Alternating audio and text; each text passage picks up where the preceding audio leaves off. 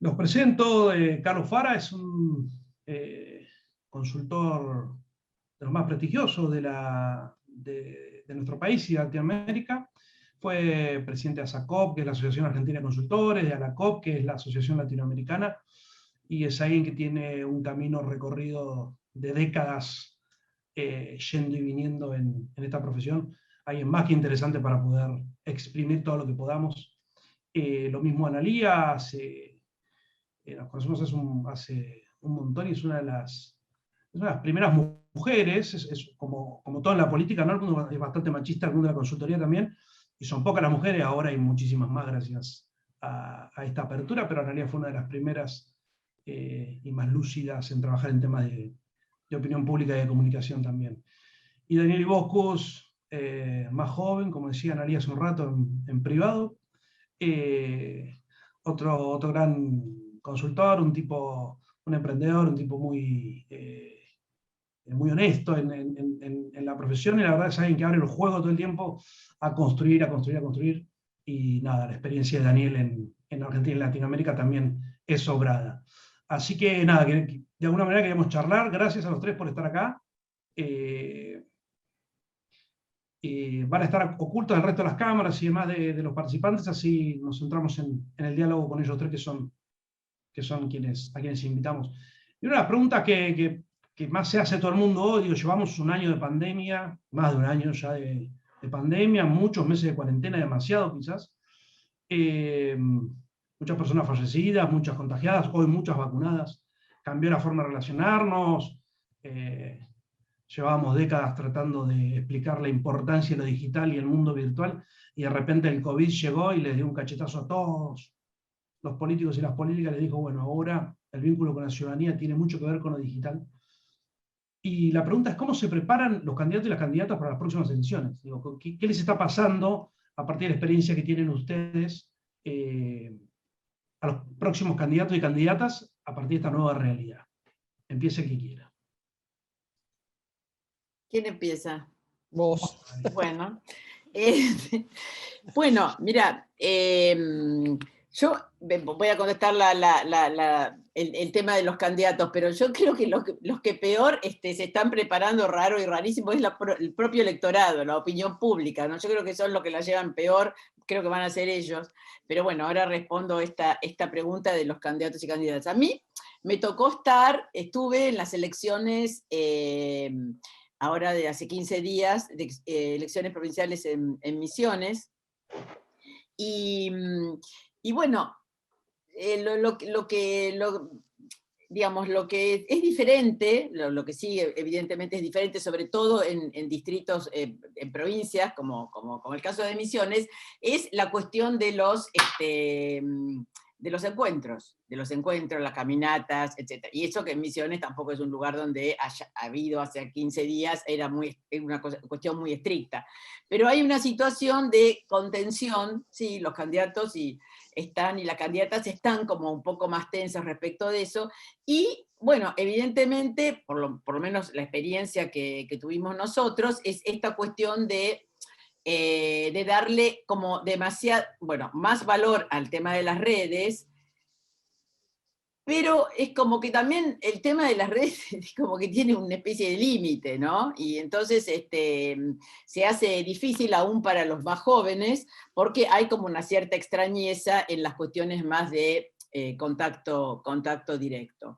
Pero a mí me parece que de todas maneras hoy los candidatos y las candidatas no están pensando tanto en las formas, si nos ponemos, capaz que nosotros estamos pensando en eso, pero creo que ellos están más pensando en una cuestión del abordaje en relación a cómo encarar a la opinión pública, como decía antes, porque la opinión pública está como muy escéptica y con muy pocas ganas de ir a votar.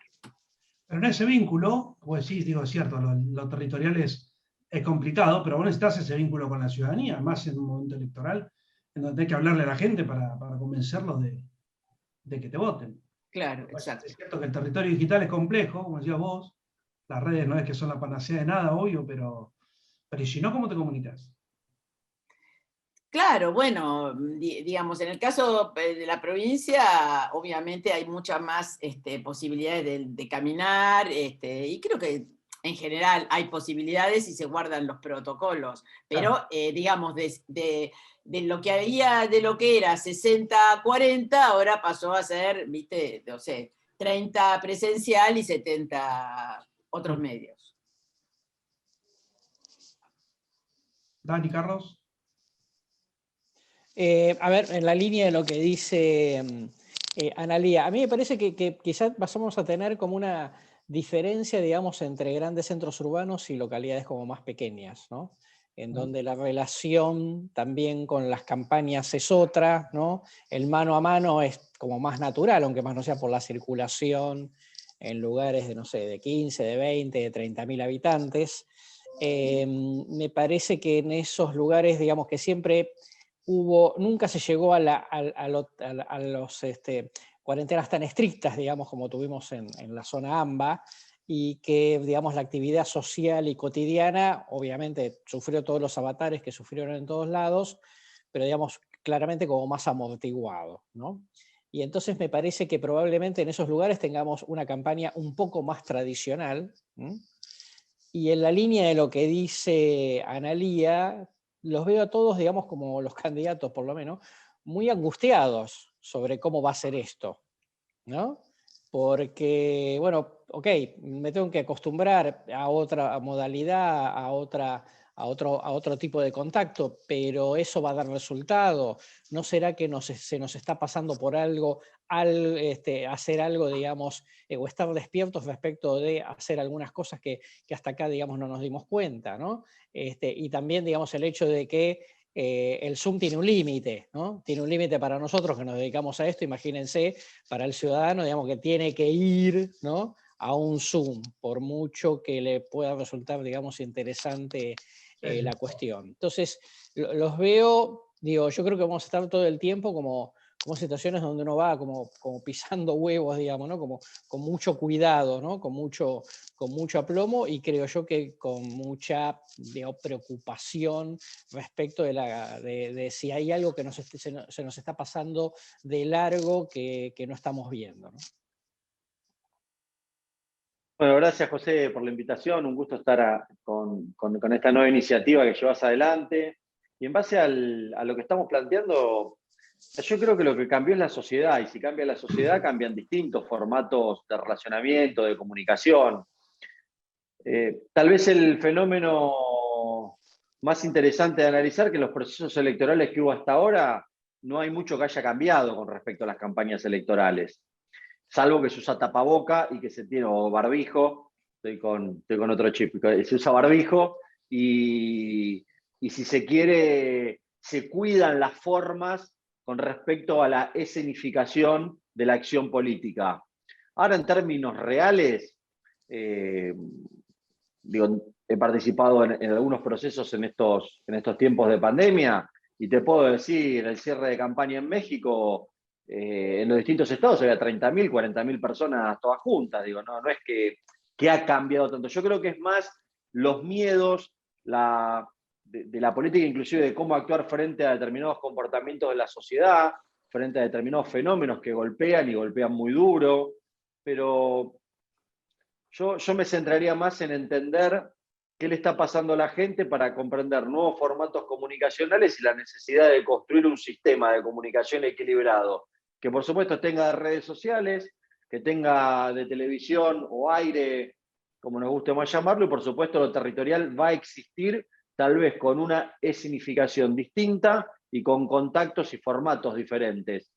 Pero en definitiva, y al final del camino, lo que va a hacer que gane o pierda a alguien está muy relacionado con la estrategia y con los dilemas que presenten cada una de esas elecciones. Está bien, está bueno, es cierto lo que dicen. Y en ese sentido, digo, si no hay tantos cambios, probablemente no haya tantos cambios en términos más allá de la cuestión del escenario y esos cambios más de matices y de color. Otra crítica grande que hace rato que se viene planteando es relacionada a los estudios de opinión. Y vuelvo a lo mismo, digo, ahora se están haciendo estudios de opinión y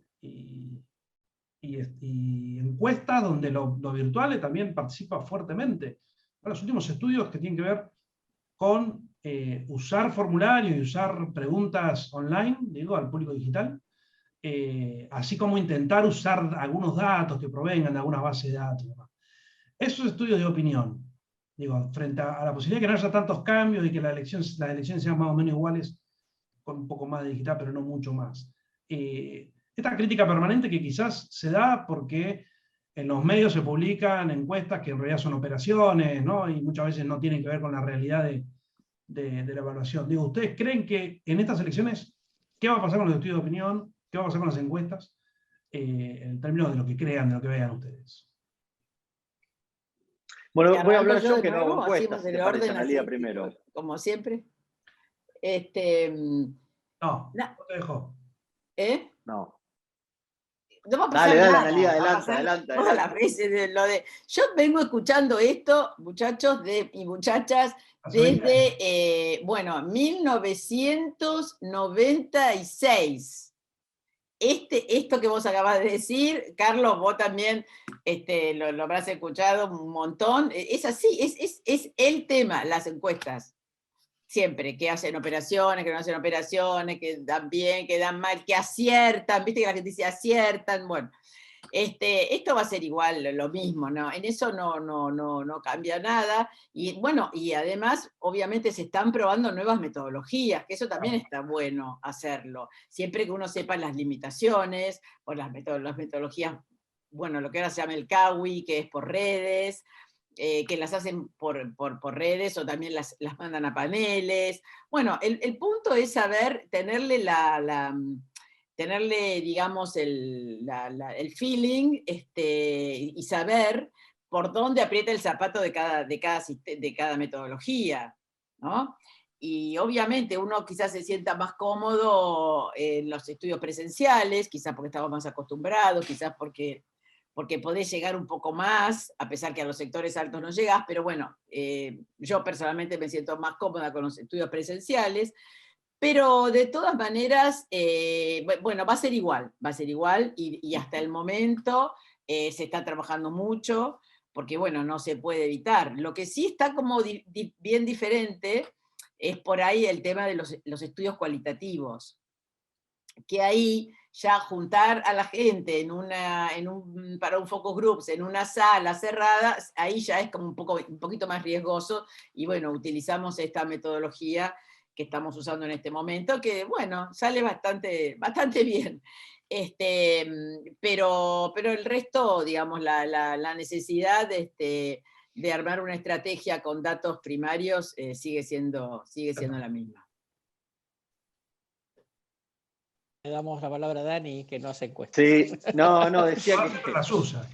sin ser encuestador, para mí no comparto estos mitos que ponen de las encuestas se equivocan o las encuestas sirven o no sirven. Creo que es una discusión que no tiene sentido. Para nosotros, trabajar sin encuestas es trabajar como ciegos, ¿no?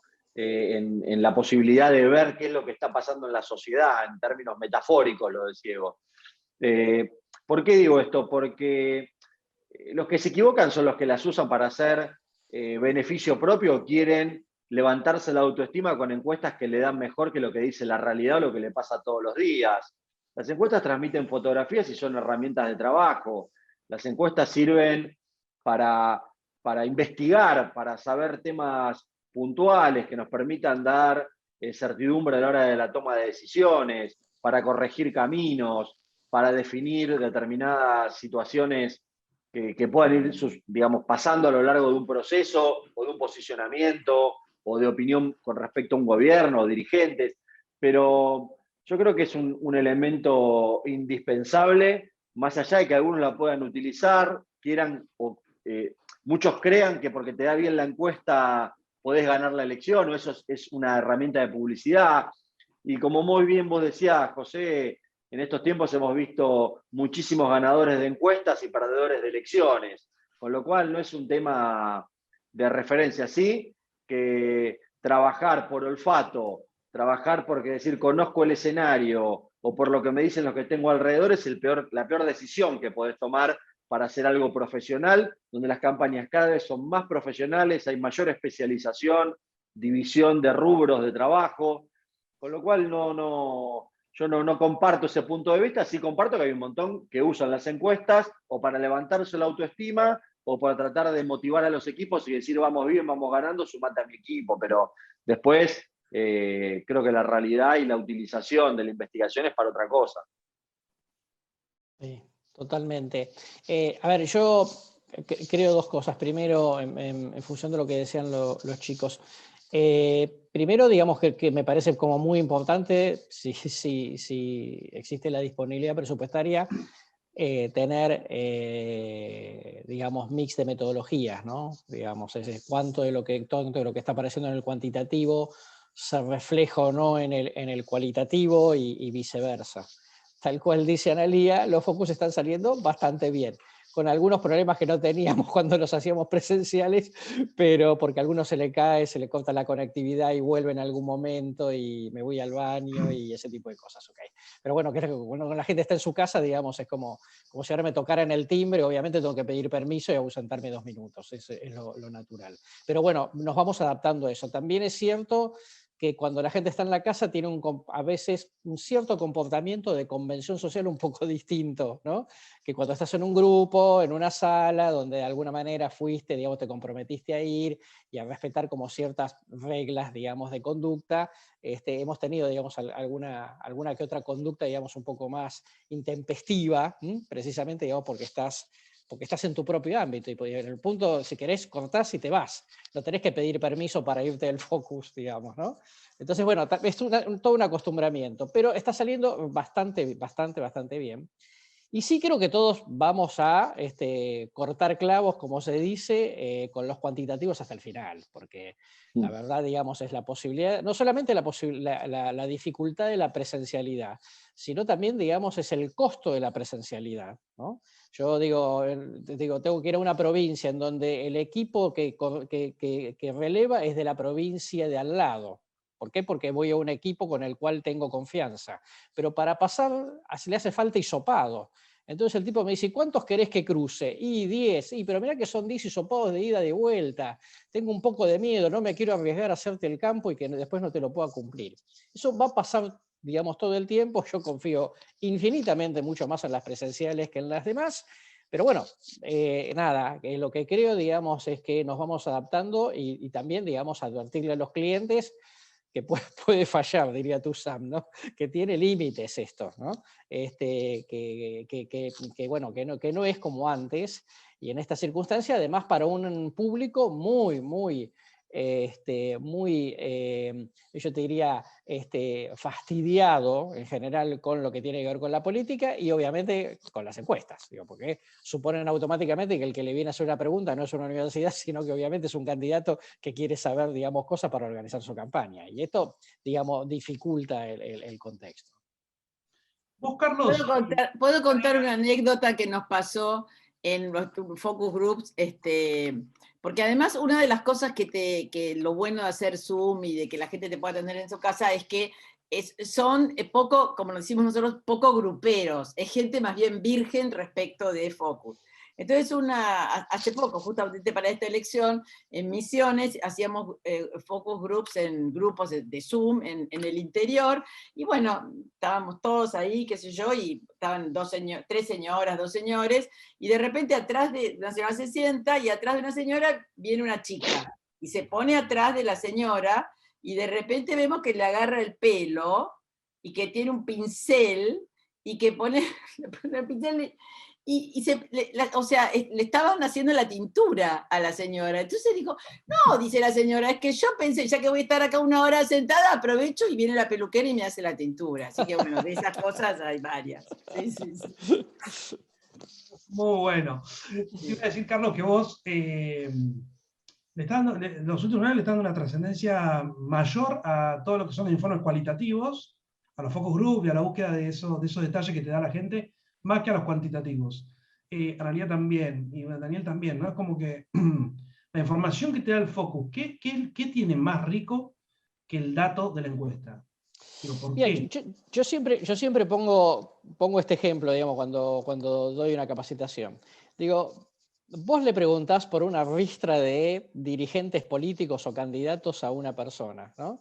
Y entonces le decís, Alberto Fernández, y Alberto, y no sé, qué sé yo, más o menos, lo agarró la pandemia, y póngale regular, ¿no? Y Horacio Rodríguez Larreta, y ese me parece que más o menos por ahí, y no, póngale bueno, ¿no? Y Massa, no sé, póngale regular. O sea, hay una cantidad de matices ahí que cuando vos decís fulano, X, cualquiera, tiene 50% de imagen positiva, tiene 50% la sumatoria de 50% de la gente dentro de la muestra que dijo y póngale regular, ¿ok? O sea, hay una cantidad de matices que nos perdemos por el camino que podemos, digo, esas dudas son importantes para nosotros, esos silencios, ¿no?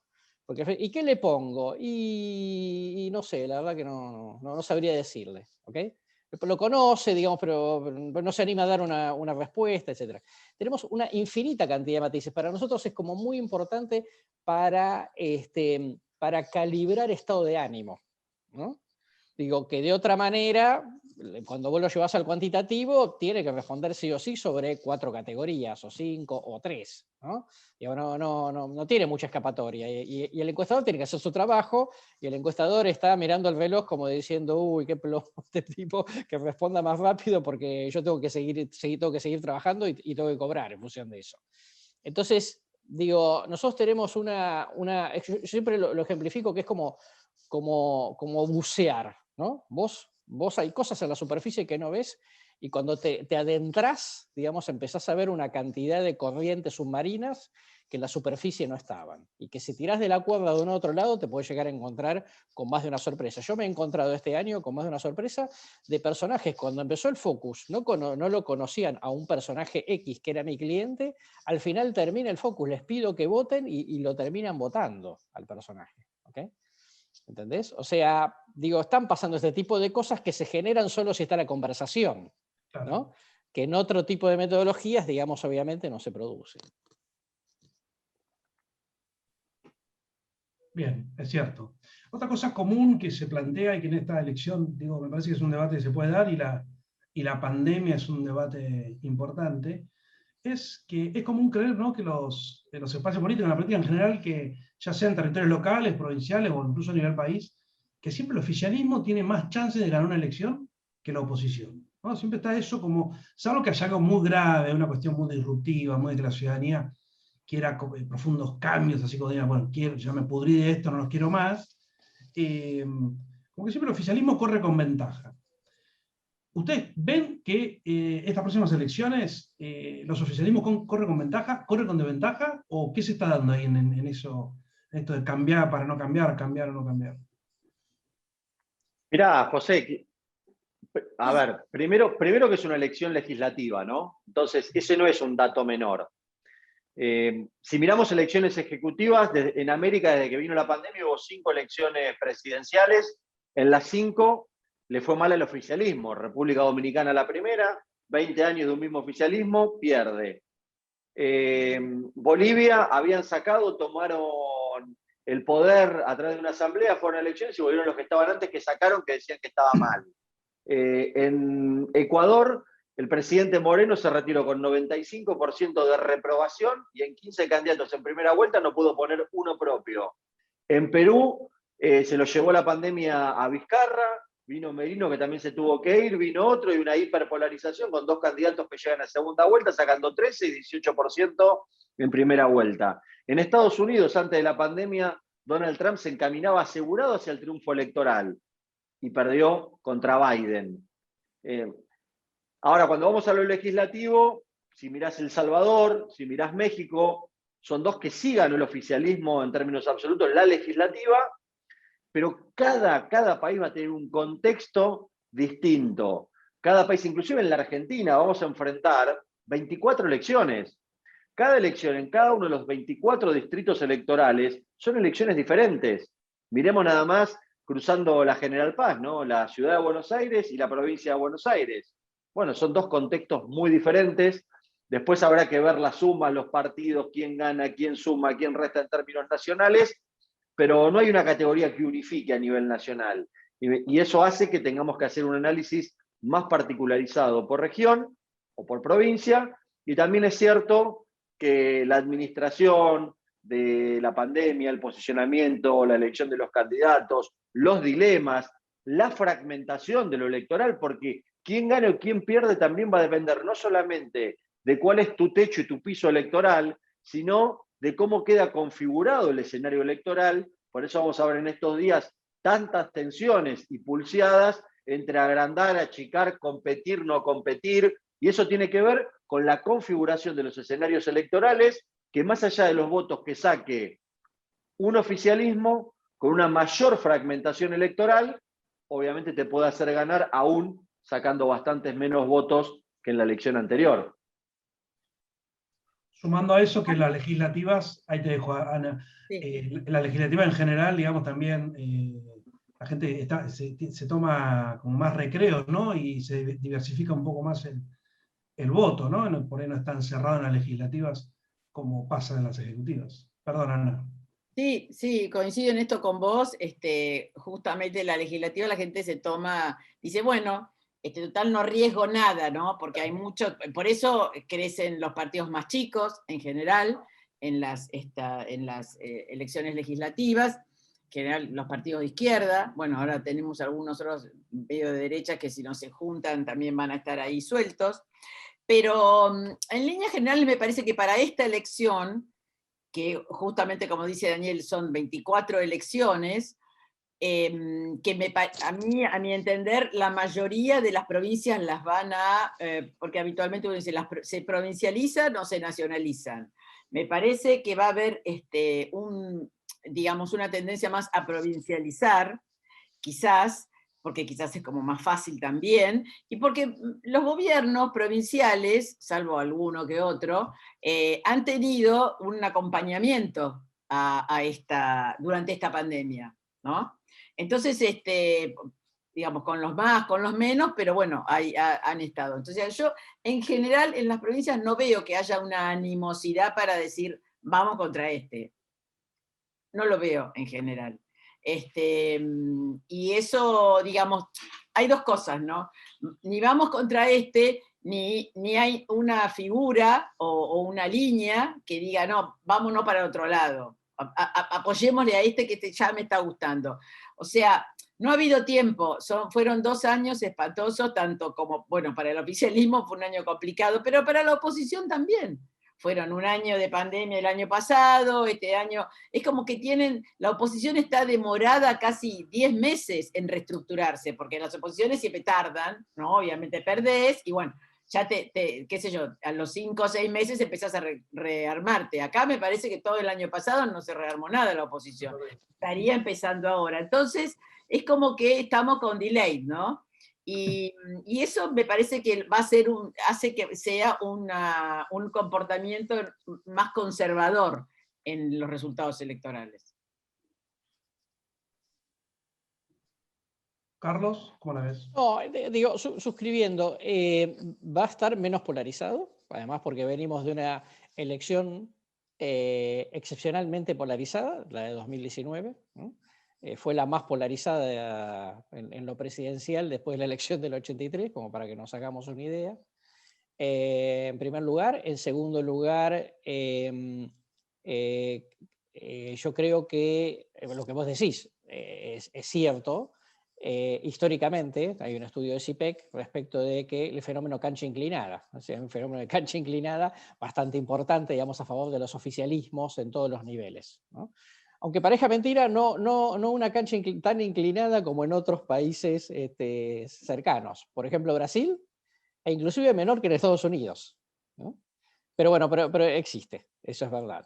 En el legislativo, tal cual dice Ana, vos te puedes dar el gustito, ¿no? Porque total, digamos, el Ejecutivo no se pone en juego. Entonces puedo votar a, digo, para poner un ejemplo, digamos, Pino Solanas, digo, total, no va a llegar al Ejecutivo, es una voz en el Congreso, me gustaría que esté, etcétera, etcétera. No ves ningún riesgo, digamos, en tener que votarlo. Y seguramente te lo pensarías mucho para un ejecutivo desde ya. De hecho, digamos, no llegó, digamos, nunca Pino, digamos, a esos cargos. Lo que sí es que estamos muy temprano, ¿no? Como para terminar de ver cuál va a ser el clima. Que el nivel de angustia es muy fuerte. Todo lo que dice Dani respecto de decir, ojo que los oficialismos están cobrando, ¿no? Están pagando platos rotos, ¿no? Es cierto que Argentina tiene algunas particularidades distintas en ese punto que pueden amortiguar. Puede significar que el oficialismo no es que pierda, pero que pierda votos y entonces, digamos, el escenario quede como un poco más equilibrado, si se quiere. No necesariamente que se traslade, digamos, a una gran diferencia en el Congreso, probablemente muy poca, pero digamos que sí te termine quedando, digamos, como una fotografía de quién creció y quién perdió por el camino, ¿no? Yo me pregunto esto, porque escucho mucho, de hecho ahí estoy justo leyendo en el chat, Jesús Gallego dice, la pandemia fue devastadora para los ejecutivos. Y es una recurrencia eso, como en la ciudad, en las provincias, digamos, la administración de la pandemia ha sido tan compleja y ha tenido tantas aristas y tantos problemas más allá de quién la lideró, que esa crisis, digo, va a suceder, y está bien que va a depender de cada uno de los territorios, pero existe la posibilidad de que la gente tome en cuenta la pandemia y diga, a ver, administraste bien o mal, entonces te voto, te castigo, o la pandemia ustedes la ven como que, bueno, la administración de la pandemia como algo por fuera de la decisión electoral. No, la pandemia tiene relación con lo electoral. Ahora, si vos me preguntás si es el principal factor que se va a discutir en el mes de noviembre, para mí no, de ninguna manera. Ya hoy, el tema económico, cuando hablamos de económico, no las grandes empresas o la macroeconomía, sino la del primer metro cuadrado, lo que le pasa todos los días a la gente, inflación, no llegar a fin de mes, pluriempleo, porque ya no te alcanza con un solo empleo, la pérdida de la estabilidad. El aumento de la incertidumbre con el paso al pesimismo y en algunos casos hablando de cancelación de futuro. Y depende en qué momento de un gobierno, en qué estadio de la pandemia también te encuentres, si es en la incertidumbre, si es con la llegada de vacunas, si es sin vacunas, si es con una expectativa al final del camino. El día de la elección, ¿en qué escenario nos vamos a encontrar? Y eso va a ser muy distinto según el escenario que plantee con respecto a la pandemia. Lo que sí pareciera que el nubarrón más grande puede estar con respecto al escenario económico de lo que le pasa todos los días a la gente. Y eso es donde me parece que puede haber un foco de atención y de acción con respecto a este tema específico. Agrego que es un combo la mente del elector y electora en el momento, tengo que decir, elector y elector, en el momento de votar. Y todo esto, estos 2 años van a ser un combo que va a estar también presente, obviamente, el tema de la pandemia, que va a también estar presente el tema de la vacunación, las vacunas, pero la vacuna me parece que va a tener peso si digamos, si vienen muchas vacunas y estamos todos bien, está perfecto, pero nadie te va a pagar otra vez por eso, digamos, no te va a decir, bueno, genial, trajiste todas las vacunas y ahora yo entonces pongo mi voto. No, el voto va a retraerse si no llegan las vacunas. Pero no es que, ¿no? Digamos, si hay una tranquilidad, bueno, de que están todas las vacunas, eso va a ser un mejor humor. Que, bueno, a eso hay que agregarle todo el combo que tiene que ver con lo económico, como decía Daniel, con lo económico del día a día. Hay sectores que van a apreciar más las ayudas de los oficialismos, los sectores medios del oficialismo, bueno, y en general de las gobernaciones, quizás los sectores medios, el cuentapropista, ese es el como más, ¿no? El que ha sido, quizás que recibió menos, ¿no? O que siente que ha recibido menos, si no es que tiene una empresa y le pagaron los ATP y demás. Pero sí, va a ser un combo, y te diría que casi al 50 y 50% con el tema de la situación la situación económica, pero bueno, no necesariamente tiene que haber una situación próspera en septiembre y noviembre para que le vaya bien al oficialismo. Lo que tiene que haber es fortaleza, fuerza, y como fuerza para mirarlo adelante, generar expectativas, renovar el deseo y bueno, y dar muestras de que ese deseo el oficialismo lo puede cumplir. Casi nada, pero bueno, ¿qué va a hacer? Es lo que hay que hacer. Es lo que hay que hacer. No, totalmente coincidiendo, digamos, y hago 3 comentarios simplemente complementarios, ¿no? Que esto es más o menos 75% de la gente, solo siguiendo la estadística electoral, solo y por tomar la provincia de Buenos Aires, digo, son pisos de partidos, ¿no? Sí, Juntos por el Cambio, digamos, anda 33-35, el Frente de Todos ante Frente de la Victoria 35-37, 5 puntos de la izquierda. O sea que ya hay un montón de gente, digamos, que pase o no la vacuna, más o menos, digamos, no va a dejar de votar a esa opción que más o menos vota históricamente. Eso en primer lugar. Con lo cual, digamos, más vacuna, mejor para el gobierno, para evitar problemas, y menos vacunas, pero no, eso no le asegura tanto, y sí, menos vacunas es un lío, ¿ok? Por vacuna, por expectativa, por miedos, y porque por ahí, digamos, si menos vacunas vuelven a disparar contagios con todo lo que eso implica, eso en primer lugar. Segundo lugar, que la relación, digamos, de pandemia y economía, ¿no? Yo creo que la pandemia importa, y lo encontramos también en las municipales de Bolivia, muy fuerte. La pandemia importa en tanto y en cuanto me complica la economía, ¿ok? Tendría que estar, por decirlo, digamos, muy brutalmente, o como muriéndose la gente por la calle, tipo fiebre amarilla, como para que vos digas que digamos, es terrible, digamos, la situación sanitaria, ¿no? Pero la verdad es que lo que la gente quería era salir a trabajar. Y acá, digamos, pasa lo mismo. Obviamente va de la mano. La segunda cuestión. Y la tercera es que no es que la situación tenga que estar bien, exactamente, porque si la gente vota por las expectativas, ¿no? Claro. Si la cosa parece que va a ir bien, entonces vos votás en función de la expectativa, no porque ya te está yendo bárbaro, ¿no? O el famoso "estamos mal pero vamos bien" de Menem, era una muy buena frase desde ese punto de vista, ¿sí? Porque la gente, digamos, no vota tanto por la situación personal, sino por la expectativa, digamos, de cómo le va a ir en el futuro. Entonces me parece que cómo vaya la economía en los próximos meses, como tendencia, como que la gente dice, parece que siente un respiro, entonces eso va a influir más que si la inflación bajó tanto menos que lo que está, digamos, en la actualidad, obviamente, digamos, de vuelta con esos pisos y techos que tienen las distintas fuerzas políticas. Siguiendo, y ya para ir cerrando, que ya son 7 menos 10, hay 2 datos del Monitor Nacional que van en sintonía con esto que están diciendo ustedes. El 47% de las personas encuestadas dicen que no le creerían a nadie que hablara de futuro. ¿Sí? O la mitad de la gente dice, no, si me venís con el chamullo del futuro o de esta generación de expectativa, yo no te creo. Y 7 de cada 10 argentinos dicen que están peor que hace un año y piensan que el futuro va a ser peor que el presente. Es del 70%. Algo que en general los estudios no es tan alto, ¿no? Los estudios permanentes que se hacen vinculados al futuro o estados de ánimo de la sociedad, en general la gente tiene como esa esperanza de que va a estar bien. Ahora, estos 2 datos me parecieron preocupantes en términos de esto. Digo, si realmente la gente, digo, también que de acá a septiembre y a noviembre falta un montón y más en Argentina. Pero ¿cómo ven ustedes estos datos hoy en esta situación específica y en estas elecciones que vienen? Mirá, José, es muy interesante lo que vos decís y quiero compartir una conclusión de 3 estadios de investigación cualitativa durante la pandemia. Los primeros 6 meses, los segundos 6 meses y los terceros que estamos transitando. Con conclusiones muy interesantes con respecto al futuro, compartiendo lo que vos mencionás del monitor. Los primeros 6 meses eran escenarios de incertidumbre, ¿no? Todos hablaban de incertidumbre, certidumbre.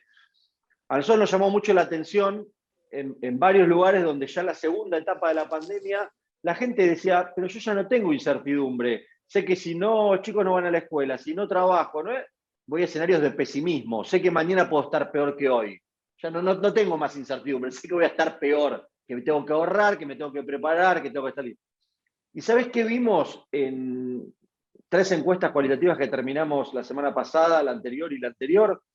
algo que a mí me llamó mucho la atención, pero que va asociado a lo que está viviendo la gente en este momento, que es la cancelación de futuro. Estamos hablando que cancelan vuelos, que cancelan hoteles, que se cancela el teatro, que se cancelan los restaurantes, que se cancelan las reservas, que se cancelan los ingresos al estadio, que se cancelan las clases, bueno, la gente empieza a sentir una cancelación de futuro, que le es muy difícil pensar en el futuro cuando le cuesta entender el presente en un marco de pesimismo sumado a algo de incertidumbre. Y esto creo que no es fácil, como alguna vez nos dijeron, se viene el segundo semestre, ¿no? Y hablar de la expectativa con el segundo semestre. No es que ahora decir el primer semestre del año que viene vamos a estar bárbaro. Bueno, creo que la cancelación de futuro es una mochila que hay que, pesada, que hay que trabajar y que la creación de expectativas tienen que estar sustentadas en liderazgos más que en candidatos y en cuestiones que logren conectar con lo que le está pasando a la gente en estos momentos. Por eso, volviendo al punto inicial, creo que lo cualitativo en esta etapa es central, es fundamental y lo que nos puede permitir conectar con determinadas cosas que hasta podrían llamarnos la atención cuando logramos indagar sobre estos temas. Estos datos que vos decís del monitor son a nivel, no sé qué monitor es, a nivel nacional, un monitor a nivel nacional. Sí. Bueno, en general son datos habituales, ¿no? ¿Cómo cree usted que va a estar el año que viene, dentro de 2 años, el país? Hace un tiempo que nos da, digamos, creo que hace un tiempo, hace como 4 años, 5, que nos da, bueno, siempre que va a estar, hay más pesimismo, ¿no? Cuando uno habla del país, y siempre hay un poquito más de optimismo cuando se habla de lo personal. Claro. Un poco los argentinos somos así, ¿no? Que somos como que los más vivos, que nosotros, bueno, al país le puede ir pésimo, pero nosotros como somos cancheros, vivos y qué sé yo, vamos a zafar. Hubo momentos que no, que fue en el 2000, pero todavía ahí se mantiene. Y a mí siempre pensar que la gente piense que nos va a ir bien individualmente, es como que genera expectativa, pero que genera, digamos, que hay como una lucecita, no voy a decir al fin del camino, como decía ¿cómo se llamaba? Michetti, pero bueno, hay una lucecita. Pero entonces, al final del túnel. Pero entonces, me parece que esto es con lo que tiene que lidiar la política, y los funcionarios y los dirigentes. O sea, la gente está deprimida, la gente está mal, hay una cancelación de futuro, como si, bueno, el objetivo es que, digamos, el rol es sacarlos de ahí. Nosotros lo tenemos que sacar. Digamos, porque esta es la foto, ¿no? Habitualmente, como se dice, bueno, ahora hay que sacar, hay que llevarlos a otro lado. ¿Vieron cómo los eslogans que dicen siempre? Bueno, los eslogans de campaña no tienen que ser estáticos, tienen que ser eso que te voy a llevar a alguna parte. Bueno, ese es el desafío. Digamos, no con no con cosas epopélicas, no con cosas bueno, presentar un futuro insólito, pero, como decía Daniel, sobre la base del presente, fortalecerse como dirigentes y pensar que podemos ir caminando hacia alguna parte. Ese es el gran desafío, inclusive es lo que hay que mostrar en esta elección. Es muchísimo. A ver, el rol de la política es construir futuro, ¿no? Digo, no podés hablar de futuro. Verosímil, no Disneylandia, porque nadie te lo va a creer, obviamente, ¿no? Pero, digamos, si la gente está en situación de cancelación de futuro, está, digamos, angustiada, está desenergizada, el liderazgo precisamente lo que tiene que mostrar es vitalidad, tiene que mostrar un camino para dónde va, porque si no, no es líder. Yo entiendo que la gente dice, no me hablen de futuro porque al final nunca lo cumplen. Sí, pero todas las campañas yo las he ganado, las que he ganado, digo, precisamente porque mostrás una expectativa de futuro. No porque le decís a la gente no hay salida. Es absurdo, absolutamente absurdo. Ahí es donde está el rol del consultor, que es interpelar a la opinión pública. No quedarme simplemente con lo que la gente me dice, porque si la gente, digo, en medio del fastidio, ¿qué te va a decir? ¿Que le gusta la política? Obviamente no. ¿Que está bien, digamos, el aumento del 40%? Obviamente no, digamos. Pero vos tenés que interpelar a la sociedad, ¿no? Y plantearle cosas. Sí, por eso es liderazgo, ¿no? Y a riesgo, por supuesto, eso es de ya. Pero sería muy raro, digamos, que alguien pueda confiar, ¿no? O pueda entregar su pequeña dosis de confianza en alguien que no le abra ninguna puerta, digamos, que no le cuente, digamos, ninguna posibilidad de salida. Insisto, verosímil, insisto, no alocada, etcétera, etcétera. Eso es de ya, ¿no? pero, digamos, es básico, es inherente a la política, digamos, hablar de futuro. Bueno, y para cerrar, lo último que me gustaría que piensen ustedes o que analicen ustedes a partir de su experiencia, y cerramos así ya. Carlos, si te tenés que ir, anda cuando puedas. Tiene que ver con esta cuestión disruptiva, ¿no? Las legislativas, como decíamos antes, en Analía sí, en general se votan los partidos de izquierda, pero apareció una derecha bastante similar a la izquierda en términos de discurso, en términos de disrupción. ¿Ustedes ven ahí algún, y que está pasando en el mundo también, ¿no? Empiezan a aparecer estos grupos que de alguna manera vienen a tratar de romper lo que es el sistema, pero ahora saliendo por derecha y no tanto por izquierda como era lo más habitual. ¿Ven ustedes un escenario en Argentina en donde puedan tener estos grupos representantes en la Cámara, digamos, y lograr algún tipo de representación? ¿Cómo lo ven? Respondo yo, ¿Con los libertarios? Carlos, para así te vas. Respondo yo y me anticipo a saludarlos para despedirme. A ver, que pueden crecer, digamos. Ahora, que yo personalmente vea, más allá de las encuestas, de vuelta, digamos, viendo los focus, que haya como muchas ganas de votar alguna cosa extrema, disruptiva, me parece que no. Que como dijimos antes, digamos, es como más probable que en un fastidio de la política, como ha pasado muchas veces ya, en 37 años, nos encontremos con algunas expresiones de fastidio para expresar fastidio que hayan crecido, ¿no? No les veo, digamos, hoy yo no le veo, digamos, instalación de largo plazo, ¿no? Si por disruptivo entendemos eso, te diría, lo relativizaría, digo, sí, pero no creo que vayamos a tener ninguna como gran sorpresa desde ese punto de vista. Y gracias, Carlos. Agradezco muchísimo, digamos, Pepe, la invitación, y un honor, como siempre, un enorme placer estar con Ani y con Dani. Chao, buenas tardes. Chao, gracias, Carlos. Chao. Ana, Dani, y cerramos. Bueno, sí, yo creo que está bien que incluso que aparezcan este tipo de cosas.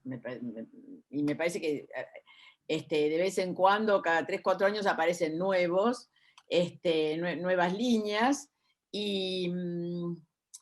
Pero bueno, pueden llegar a tener, como decíamos antes, alguna incidencia, en este caso, que en grandes ciudades en general siempre son fenómenos más urbanos, en una legislativa, y bueno, después quedan un poco así como, pero pueden tenerla, si no fuera así, la gente no se quisiera, digamos, no hay políticos que se quisieran presentar aún como partidos chicos, porque cada uno tiene su estrategia. Vos podés decir una estrategia del 5%, el 10%, el 7%, que puede ser o para, disculpen la expresión, para joder a otro, o para tener tu pequeña cosita e ir armándote de a poco. Así que, digamos, desde la ingeniería electoral me parece que puede ser, y que me parece que va a jugar, y desde lo ideológico, te digo que me parece, no sé si te referís específicamente, yo pienso en los libertarios, más que nada. Sí, puede ser. Digo, porque me parece que es algo que está rondando mucho, después con la alcaldesa, digo, no, con la alcaldesa, no, con la presidenta de la comuna y demás. Entonces, y que me parece que es un tema que a algunos puede llegar. Así que sí, creo que van a funcionar un poquito. ¿O Dani? A ver, 2 o 3 conceptos. Creo que vamos hacia una elección de hiperpolarización, de profundización de la grieta, con 2 coaliciones electorales que tienden o tienen la vocación de ampliarse, y que fuera de esa grieta, cualquier espacio que exista tiene que ser algo que ponga en discusión o quiera hackear el sistema. No es para una tercera vía. No hay espacio para hacer un poquitito mejor de lo que hace el Frente de Todos o un poquitito mejor de lo que hace Cambiemos. Esos ya son 2 grandes portaaviones electorales y que se van a llevar entre el 80 y el 85. Depende que pueda haber que pongan jaque al sistema, depende de los distritos electorales. No es lo mismo, anoche hablábamos en un grupo grande de la provincia de Santa Fe, y bueno, ahí por ahí hay una división distinta de fuerzas, habrá que ver cómo sigue, por eso son 24 elecciones. Ahora sí me parece que vamos en términos nacionales, cuando hagamos la cuenta, a una hiperpolarización, que puede haber lugar para cosas distintas al sistema, pero lo que sí me parece que es transversal y que la sociedad busca es mucho más líderes que candidatos. Y cuando hablamos de comunicación disruptiva, tiene que ver con que lo que no entretiene no llama la atención. Y la comunicación política tiene que ser entretenimiento, tiene que desafiar, tiene que convocar, tiene que mostrar expectativas. Y me parece que eso es un desafío para todos, no es solamente para alguien que esté afuera de la grieta. Ahora después, proyectos de poder serios y reales fuera de la grieta en la próxima elección, que puedan constituir espacios de poder serios para el 2023, yo no veo ninguna oportunidad, no veo espacio en el mosaico electoral para que eso suceda. Bueno, me encantó escucharlos, charlar con ustedes. Lástima que Carlos tuvo que salir corriendo. Gracias a todos los que estuvieron presentes. Seguimos los otros jueves, hay 3 jueves más, con otros consultores y otras consultoras, tan o más interesantes que Dani, que Ana y que Carlos Fara. Gracias en serio por estar y nos vemos el jueves que viene. Gracias. Gracias, José. Un abrazo grande. Muchos saludos para todos. Chao, chao. Igualmente, chao. Gracias, José.